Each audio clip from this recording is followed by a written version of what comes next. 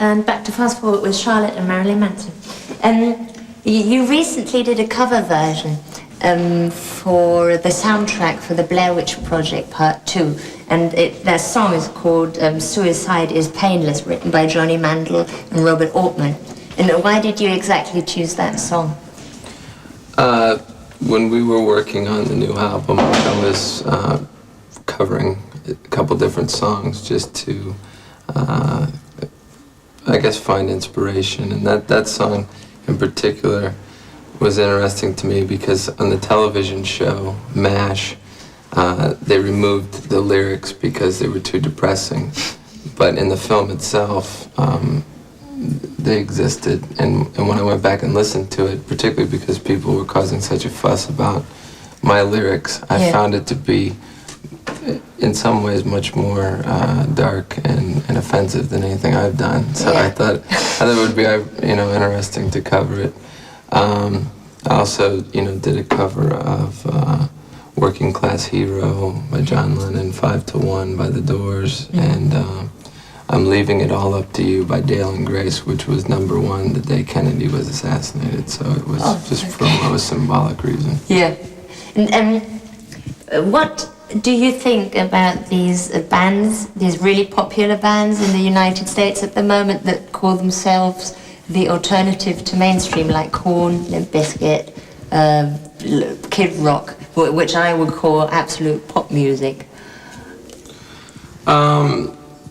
I don't consider them competition. I consider them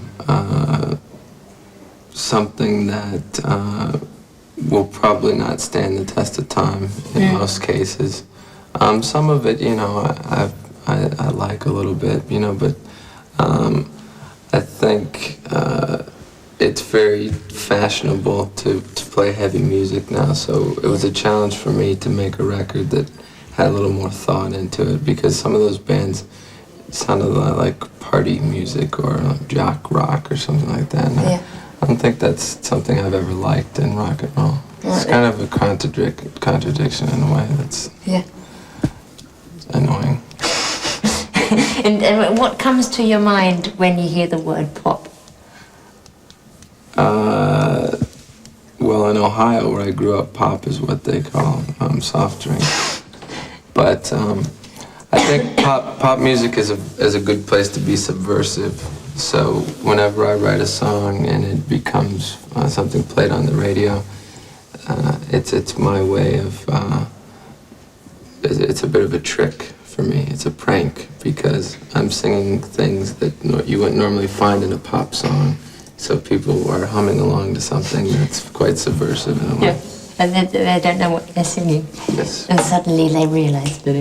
And then they're captured by the forces of evil. Yes, and they can't stop singing it at night. and do you feel offended nowadays by these rude attacks on you and your work by either, well, call it society, or if it's on an official basis or private basis? Do you feel offended, or don't you care anymore? No, I think that there's two levels to what I do.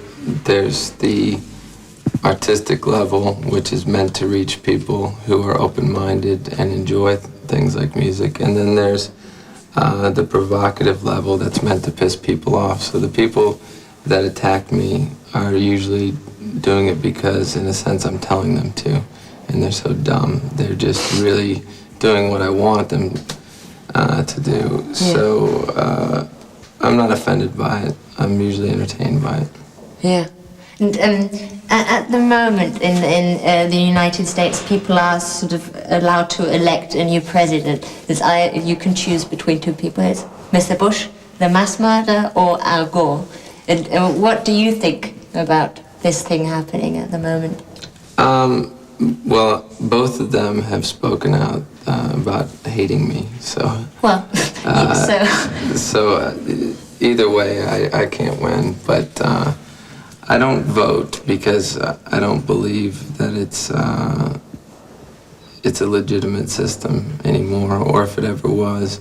So I just try and insert my beliefs in politics into music, because I think that speaks to the youth, which will be the future. Yeah. You know, the old people are too afraid to think of new things. So they're gonna, pick the old tigers or whatever you'd like to call them. Now, what do you think of this theory that it's maybe good to have Bush winning so that the people wake up? So because that is everybody will realize that is really terrible? Or don't you think they will realize? If Bush wins, for me, he's obviously the type of person that stands against things like Marilyn Manson because he's a conservative and, pretends to be religious or something of that nature. But on the other hand, the Democrats have taken this stance against entertainment. So it's really hard to tell who's lying the best, and I'm not sure. I obviously really don't believe either. So. Yeah. But you do you think you have to be more afraid or whatever when Bush wins, maybe? No, I don't think that. They're really just figureheads. I don't think they just do a lot of talking to get elected, and once they're there, they just sleep with their secretaries. Okay. That's about it. And this is the final question, I'm afraid. Have you got any touring plans for Germany for the new album?